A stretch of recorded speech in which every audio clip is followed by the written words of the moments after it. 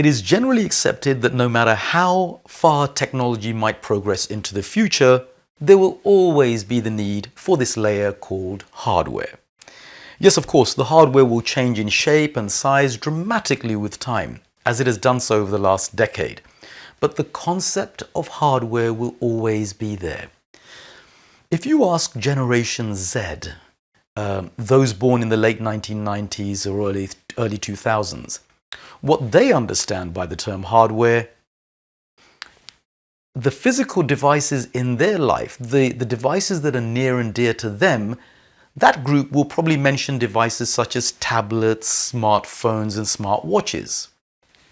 However, going back one consumer generation to, say, the millennials, well, they would have mentioned just tablets and laptops as being their relevant hardware.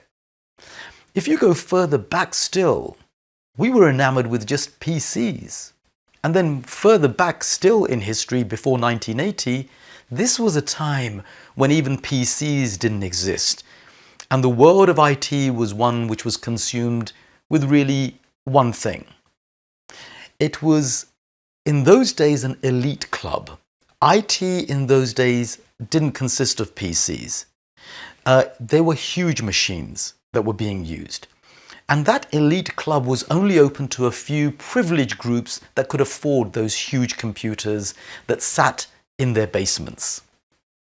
So you can see the form factor of hardware in our lives changes dramatically with time. Now let's go in the other direction, into the future, and the all-important hardware for those in Generation Alpha, the consumers yet to come.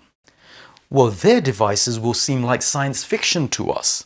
They might be emotionally attached to their smart rings, smart contact lenses, and even nanotech floating around their bloodstream. So you can see that hardware is an evolving concept. Now let's categorize some of the hardware concepts that you should familiarize yourself with if you're in IT recruitment now.